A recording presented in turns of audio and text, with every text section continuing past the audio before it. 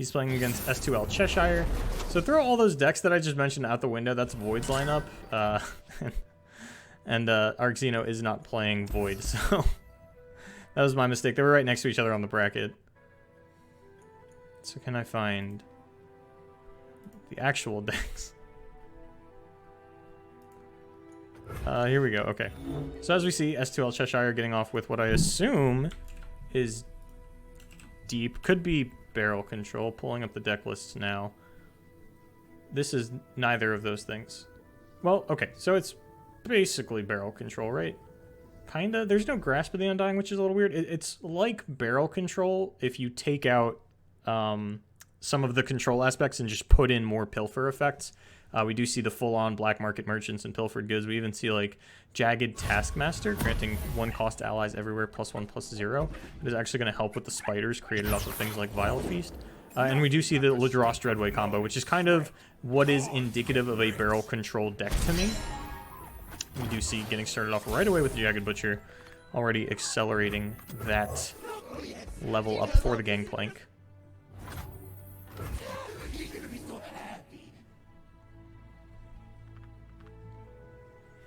A pretty slow start from Arxino.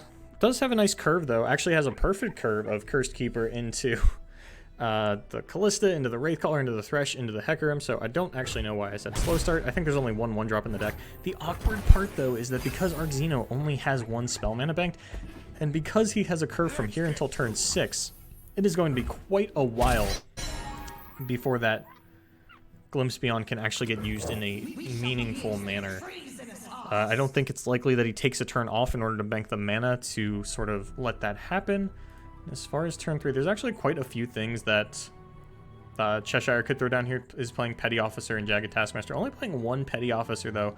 A little less indicative of the sort of barrel control. Not as much barrel generation coming out as potentially possible.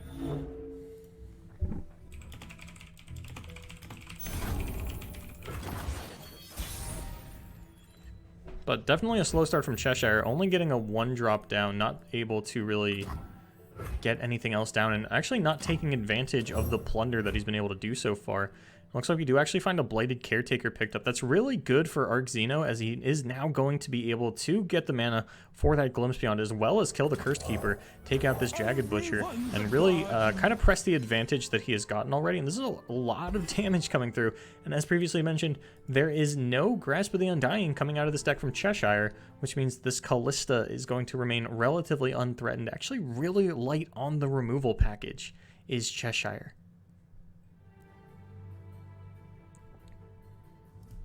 So definitely not your standard barrel control. It does look to be a little bit more aggressive. As previously mentioned, there's a couple of champions in this deck. 2 Misfortune, 2 Twisted Fate, 2 Gangplank. But the Dreadway Ladross is like the main thing that you're going to need to watch out for in a deck like this. That is the game-ending combo. Will double the Ladross damage and one-shot you if given the opportunity. Here we see a Vile Feast come out to stop that. And we'll see the Glimpse Beyond just fired off onto that. It makes a bit of sense to me. Your opponent's tapped out. This is your best chance to actually get some draw off with it. And since it's the only spell, and Arxino is running the pretty spell-light version of Endure Spiders with just Atrocity, Glimpse Beyond, and Vengeance, we're actually not going to see the lack of spell mana come back to bite him in a meaningful way. And we do actually get a Callista upgrade here as well. That's really big. This card can be pretty hard to upgrade. But as previously mentioned, Cheshire pretty light on the removal for what would normally be considered a barrel control deck. I feel weird, like, still calling it barrel control because it is more like pilfer, barrel pilfer. That doesn't sound, that's nothing, right? Those aren't words that you can put together into a deck. And now Xeno has a couple of options. Could throw down another Bladed Caretaker. Is going to develop Thresh instead. I think I like that a bit more. Don't really need to go wide on the board, and I really don't like Caretakering defensively if you don't have to, especially since the Callista has already been upgraded. But Bladed Caretaker is something that has been spoken to a lot in the past. This card is actually very good for the Callista versions of the Endure Spider specifically, since the card does automatically upgrade the Callista. Killing a unit to make 2 ephemerals does mean that 3 will automatically die for the Callista. And Cheshire has 2 cards of Arxino's as well as 2 Warning Shot, but I don't think it's going to make that much of a difference since, as previously mentioned, Arxino also not running any removal spells. So in a Shadow Isle Mirror, it's really not often that you see no Grasp of the Undyings in either player's deck, which does mean that Cheshire's Pilfer effects are going to be a little less valuable. Just getting him fearsome units might not get the trick done. And Xeno could push through a lot of damage here with this Hecarim. Not sure how big the Endure is. Didn't get a chance to see. It looks like the Hecarim's at 2 out of 7. Will go up to 5 out of 7 after this turn, thanks to the Callista, assuming that Arc Xeno remembers to hold back that escaped abomination. We have seen players with Hecarim earlier in this tournament not holding that one back. A little bit of a misplay, but not a major one. We'll see if Xeno makes the same mistake. It can be it's been so long since a lot of these players have played with Hecarim. It can definitely be difficult to remember that you need to hold back your units and not just, you know, swing out with everything. And the Spectral Riders, thanks to the nerf to them way back early on in beta, not pushing through as much trade potential as previously. You see a warning shot fired off here. Curious. Okay, this is just going to be a Pilfered Goods. This has some potential to get something okay for Cheshire. Really just looking to take the atrocities out of Arc Xeno's deck, but without any vengeance, or a vengeance actually, because without any vengeances of his own, Cheshire is going to have a difficult time dealing with these They Who Endure. But it's all burst speed fills. Skitterer coming out. Okay. This is just going to be a couple of cards picked up here for Xeno. Going to challenge onto this Yordle Grifter. Not wanting that to get returned to the head. Going to change his mind, go for the Frenzied Skitterer, get more value out of it. The Grifter does only have 1 health left. Not that that really matters for a deck like Arc Xeno's. Now we're going to see Blighted Caretaker, apparently the strongest unit that has died thus far. I think that'll actually end up getting replaced with these Spectral Riders from here on out. In terms of what Callista grabs. And we actually, I didn't really like register this before, but Arc Xeno actually has 3 different champions on board, which is definitely not something that you see happen that often. And it's 4 damage getting pushed through, and all of these ephemerals dying is going to feed into the Endure very well. I actually really like the adaptation of the deck building coming out of Arc Xeno here. Going for these ephemeral units to feed into this, and it's actually, yeah, sorry, it's only going to be 2 damage pushed through as the Blighted Caretaker does give its life to protect the Callista, but this does mean we are 1 Hecarim away from upgrading as well. Thresh is upgraded, and if Arc Xeno can get 3 different upgraded champions out on board, then this is going to almost certainly spell defeat for Cheshire. And with a Hecarim and Callista already on board, there are still a lot of threatening things for this Thresh to pull out. If I remember correctly, it's only 1 Thresh in the deck, 2 Callista, and, or 3 Callista rather, and 2 Hecarim, so actual potential for Arc Xeno to overload on the board very, very hard if Thresh does come out here. We do see Cheshire continuing to pilfer through Arc Xeno's deck, hopefully finding an Atrocity or a They Who Endure of their own. As there are a lot of units in this deck for Cheshire, it's not impossible for their Endure to also get very big. Although Arc Xeno does have to be cognizant of a potential Judgment coming out of his own deck into Cheshire's hand. It's always very strange to have to try and play around the cards that are stolen out of your deck, especially when you are yourself so light on removal. It's just a matter of, did he steal one of my Atrocities? Did he manage to get his hands on one of my Vengeances? And we haven't seen a whole lot of pilfering come out of Cheshire. I believe it was just 1 Pilfered Goods, followed by this Black Market Merchant. So 3 cards stolen, and I think all of them have been played already. That is the case. It was 2 Hapless Aristocrat and a Frenzied Skitterer. Sorry, blanked on the name there for a second. I was looking at Cheshire's deck list, trying to make sure that these cards were not in there, since he is also Shadow Isle.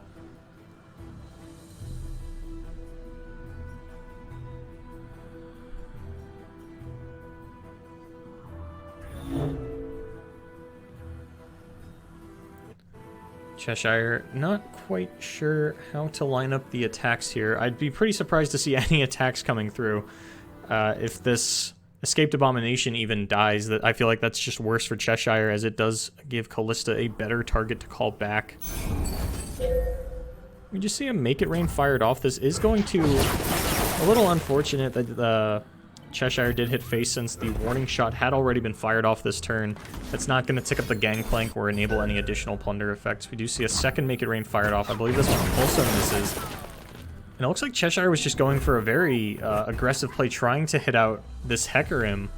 and just missing on the second time around. It would have been pretty insane to get 2 Make It Rains hitting, excuse me, onto the Hecarim, but now the Hecarim's going to upgrade. All of the ephemeral units are going to become +3 attack.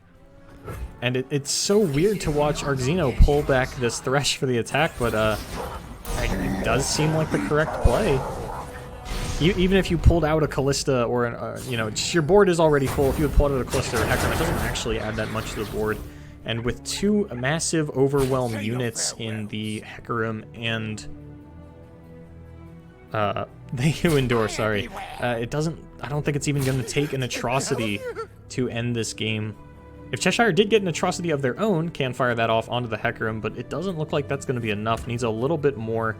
Doesn't have mana for double Withering Will, which would be an absolutely insane come up, but just 1 shy thanks to the double Make It Rain from last turn. I don't think Cheshire would have fired off the second Make It Rain if he did have double Withering Will. So that is going to be game number 1, getting picked up here for Arxino here in round 3 of the Online League series.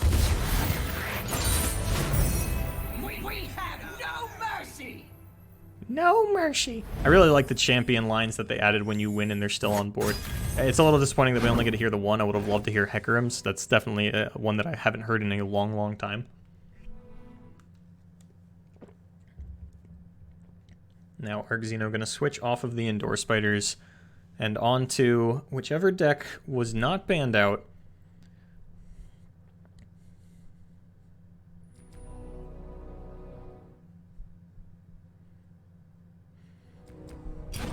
Oh, and it is actually the Viheimer. So the Bannerman banned out from, or by Cheshire, rather. We'll see if they stick to the deck. And yeah, Cheshire is going to stick with the same deck. Arxino switching over to the Viheimer, as that is how Conquest works. And I would imagine that Viheimer is once again going to be favored in this matchup. As I said before, there's really not as much removal in as there is in a standard barrel control deck, which means a lot less things to actually threaten the Heimerdinger. And it's actually like, it's a very high curve from Cheshire. Like when you look at the list, it goes from Zap Sprayfin as a 4-drop up to Riptide Rex as an 8-drop. There's nothing in between.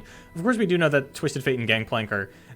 So when you look at a deck list on Mobalytics, the champions are off to the left and then the followers are in the middle. So you don't actually see them all lined up in a row. So it did seem like there was a little bit less mid-game for Cheshire than there actually is because the Gangplanks are off to the side and not filling out the curve in the middle. So I was just looking in the wrong spot. There's actually like a really big potential for Cheshire to just curve out and aggro out the Heimer Vi deck here. Claws of the Dragon going to help keep that in check, as is Thermo Beam. So Arxino actually has a pretty defensive opening hand, but no Heimer to be found yet. And we have seen Heimer Vi decks just completely get rolled over by not being able to find that Heimer in a timely fashion. And with this many units in Cheshire's deck, it's very, well... Looking for trouble? So, I keep getting, like, outpaced by the players. I wanted to talk about how Cheshire can set up this wide early board and really, you know, push through a lot of damage. And then Cheshire just missed the first 2 turns.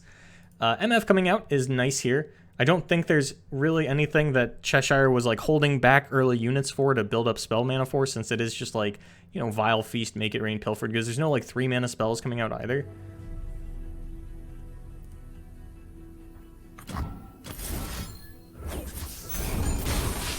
And we are going to see the Thermo Beam straight away. No protection coming out from Cheshire's list. There's not really a lot of protection in Shadow Isle or Bilgewater in general. And since Xeno had the attack token, even if there was something like a Mark of the Isle, which is the most protective you can get, it wouldn't have helped the MF, and it wouldn't have done a whole lot. But yeah, Arxino probably just going to take off turn 4 here, set up for a nice Vi play on turn 5. Still no Heimerdinger to be found. Could spell a bit of a problem here. I'm not greedy. My friends, though. These Yordle Grifters actually coming in really big. I think all of them so far have hit the Allegiance. And there are 9 Shadow Isle decks, or decks. There are 9 Shadow Isle cards in Cheshire's deck. Full Grip of Vile Feast and Withering Will, and then 2 Ladros and an Atrocity. So it's actually not, like, it's a lot more than you would normally expect to see out of how consistently he seems to be hitting the allegiances here, but that is kind of the power of Yordle Grifter, is generally if you are going to play it, you need to be fine with it only generating Warning Shot, and then you don't commit as heavily to the allegiance, which is an adaptation that we've seen a lot of people coming. It's not a design space that I'm super happy with, since it does just sort of promote high rolling of like, oh, you know, I'll put the card in my deck, and if it gets it, it gets it, and if it doesn't, it doesn't. But something like drawing an extra card out of your opponent's deck is a very big swing in a lot of manners, so I think that's a pretty big thing to just kind of high roll on. So the point that I'm getting at here, I guess, is that I don't really like it when there is a card that has an allegiance effect and then another enter the battlefield effect. I think they should just be tied to solely being allegiance, kind of like we see out of things like Bannerman and Wraithcaller and just about every other allegiance card in the game other than Yordle Grifter. They're pretty all in on that. We do see the Claws of the Dragon immediately come out off of the Pilfered Goods. That is how it works. It's kind of weird because, so you play the Warning Shot, that enables the Plunder for the Pilfered Goods, then you Pilfered Goods, and then for some reason, even though she's drawn off the spell, Claws of the Dragon does see that you had just cast a second spell and does immediately reveal your hand and throw herself down onto the battlefield. Now we're on turn 5, still no Heimer for Arxino. Does have a pretty big Vi though, and there's not a lot Cheshire can do about this. Does still have one card that was stolen from Arxino that we don't know about. I believe there's only been one Pilfered Goods played so far, so only one pilfer going off here. Hit 'em where trouble coming at ya. Arxino going for board advantage, taking out this Claws of the Dragon, and the later we go, if Arxino fails to continue to find a Heimerdinger, then as cool as this Vi is and as great as she is for holding the board, there is a Ladross Dreadway combo in Cheshire's deck, and a Deny would stop that, but there are still two massive units coming at you at that point. There's really no great answer on the side of Arxino for just the Dreadway coming down in general. It's a very powerful unit in its own right, doubling the damage of all of your allies, which I believe includes spells. Which is not something that I would think by reading the card ally, or by reading the keyword ally rather, but it is just how the card seems to interact every time I've run into it. That does seem to be the case. And another Vi picked up is okay for Arxino, but not phenomenal. He's going to be able to stay really healthy thanks to this Spirit's Refuge. Just going to fire off a Deep Meditation, thinning through the deck, trying to get to the Heimer faster. Obviously, Deep Meditation can't get the Heimer, but getting more cards out of your deck does give you more chances to draw it. And it's also worth noting, I have to check on this, but I think there's only one Deny in Arxino's deck, which would mean that there's no chance that Cheshire stole it. Could be two Deny. I'm pulling up the deck list right now to go ahead and check for you guys.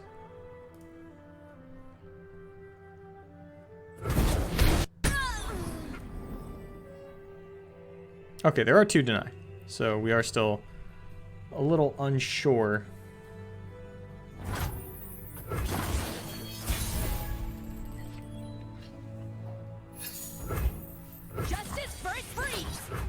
Alright, we do just see an attack now onto the MF, and this is like really, every time Vi comes down, you really see how impactful and powerful this champion is on full display. I think she's far and away one of, if not the best champions to come out of Rising Tides. I don't think that's really a radical statement to be making. We consistently see her come down, and generally at least 3 for 1.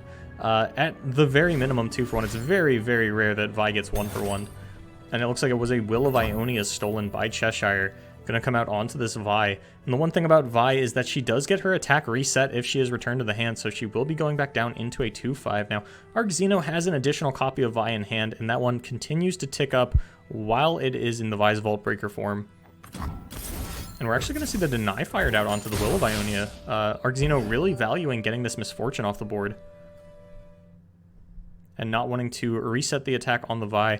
I'm not sure how I feel about this one. I think anytime that you can reset the health on your Vi, it feels great. Cheshire isn't really running any scouts that I saw, so this Misfortune is going to take a long time to level up, and the 1 damage getting pushed through doesn't mean a whole lot, both in terms of the life total of Arxino, and certainly nothing to the Vi, who is tough, will not have to deal with that at all. There's not even any Citrus Couriers coming out, and because we're not Demacia, with a second Will of Ionia, so only 1 Will of Ionia maximum left in the deck of Arxino. I think there was a Pilfered Goods that I might have missed. Because I do not remember... I thought we had already seen everything that had been stolen with the Claw of the Dragon and the one Will of Ionia. I guess I missed a Pilfered Goods. It's my fault. I was probably looking at deck lists at the time. We do see the MF deck come out here, but there's going to be a Vi response from Argzino to take this out next turn, or could even fire off the Get Excited here. There's a couple of options for discarding. Generally, you never end up playing things that come out of the Flash of Brilliance, and as much as you would like to save them to the Heimer, you have to play to what you have, not to what you might. And Argzino currently sitting pretty far away from this Heimerdinger. I saw the yellow background and thought it was the Heimer. Thought I had conjured it up for him, but not going to be the case this time around. Yordle Grifter, not missing the Allegiance, going to pick that up. And honestly, with all of the cards drawn out of Argzino's deck by Cheshire so far, should actually be really close to that Heimer. Can't have more than 20 cards in his deck at this point, I would think. 21. I was very close. I was so close. If you work, run if you don't. Petty Officer. There's some of the keg generation coming out, and there's... Okay, there are Dreadway deckhands in the deck, so it's at least Dreadway deckhand, Petty Officer, and Gangplank as the barrel generators on the side of Cheshire, but that doesn't mean necessarily that anything is going to be able to stop this Vi. Okay, I think there was a Yordle Grifter earlier, actually, now that I think about it, because I remember there was a warning shot that had triggered the first Pilfered Goods, so I think the Yordle Grifter is the Allegiance draw that I had missed earlier, and that's why there was a second Will of Ionia. That's what I'm going to go with, now that I do remember that that is the case. Looks like Argzino contemplating using the Twin Disciplines to save the Shadow Assassin. This is very interesting to me. Shadow Assassin, kind of a card that gets its value on play. Possible that Argzino, if it's just playing very safe with his life total, does want to hold this open to block the Petty Officer. And Heimerdinger. There we go. Okay. I was able to summon it up this time with half the deck left. Argzino finally finds the first Heimerdinger. Doesn't have the protection for it anymore, but slams it down anyway. Does have the double Flash of Brilliance, so this is understandable. Of course, is in danger of a big Withering Wail coming out, punishing out these 3/1s. And while there's no Vengeance or Grasp of the Undying coming out of Cheshire, there is still potential to kill the Heimer. It would have to be something like double Vile Feast and a Withering Wail. And with the Spirit's Refuge in hand, Argzino probably not going to be too threatened by that one. Ooh, this could be big.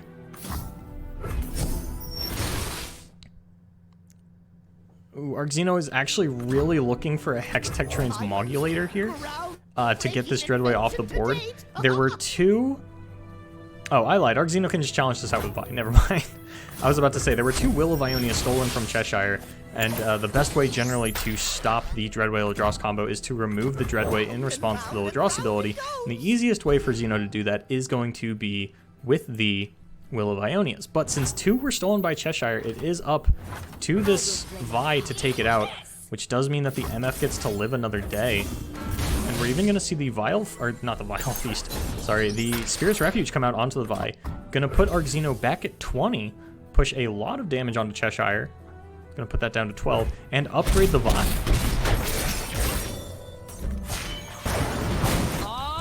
I love this level up animation. We almost never get to see it, but... Alright, so the Dreadway Ladross combo is off the table. At least for now. Heimerdinger doing his job, has a board full of turrets now. Cheshire with a minimal mana advantage, which is basically nothing. Here we do... Okay, so the Ladross Dreadway combo was online. Could have been terrifying for Argzino, but he has a lot of good blockers to actually deal with this. As well as another Spirit's Refuge for the Vi. There's only 2 mana left for Cheshire, but I'd have to assume Argzino wants to protect this Vi until the next turn, and blocking with it could threaten its life. So I think it's a little more likely that the Fearsome Turret blocks. See if we can get down something for a lethal setup next turn. Argzino has a lot of damage in hand with this triple Get Excited, as well as Vi's Vault Breaker and the Twin Disciplines, so it is just going to be Petty Officer coming through. Vi gonna block this and actually use the lifesteal as well. Gonna create another Fearsome Turret. This seems a little strange to me. I don't think the life gain was really necessary here. I don't think Argzino's actually in any danger of dying. The barrier is going to get knocked off by the MF ability, whose name is escaping me. So he's not actually saving any health on the Vi, since she is tough. She wouldn't take damage from it anyway. So this is definitely just a lifesteal play. And there is a non-zero chance that Cheshire throws out a Vile Feast on the Petty Officer to kind of snuff this out. Argzino going to go up to 19 now.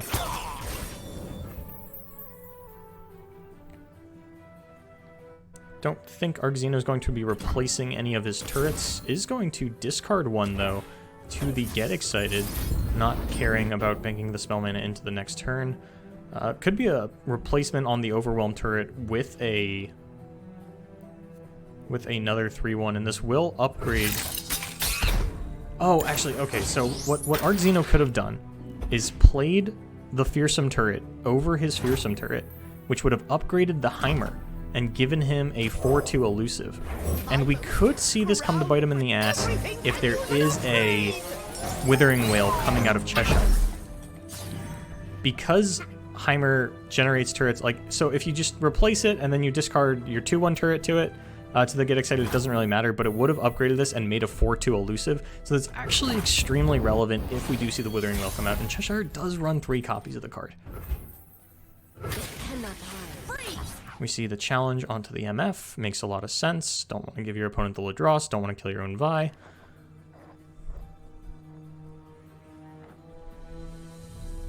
And this will push through 5 damage. So yeah, if there's only one Withering Wail, then it is actually, I do think that the 4/2 turret would have been lethal. That's like a really heads-up play. I don't know exactly how much experience Argzino has on the Heimer Vi deck, so it's possible. It's just a deck that I've played a lot of Heimerdinger decks, so that's just like something that, you know, I picked up after a couple hundred games of the deck. It's definitely not like, you know, the biggest misplay in the world, and it is a fairly recent adaptation since you weren't always able to replace your units, but it definitely would have been like a really cool play to see. But this is fine if there is no Withering Wail. It's just like the one thing that you have to be super cognizant of in the Heimerdinger decks is things like Twisted Fate and the Withering Wail. Looks like he's got something. And it's a Make It Rain. That's a big miss. Only going to hit 1 elusive turret, the Face and the Heimer. And this still puts Cheshire at -4, so Argzino just going to go ahead and say okay to that, lock that one in, and move on to 3-0. Here in the Online League Series Round 3, gives out the GG Shen, and Vi punching through the Nexus poorly. Alright, I'm going to pull us over to one of our backup streams.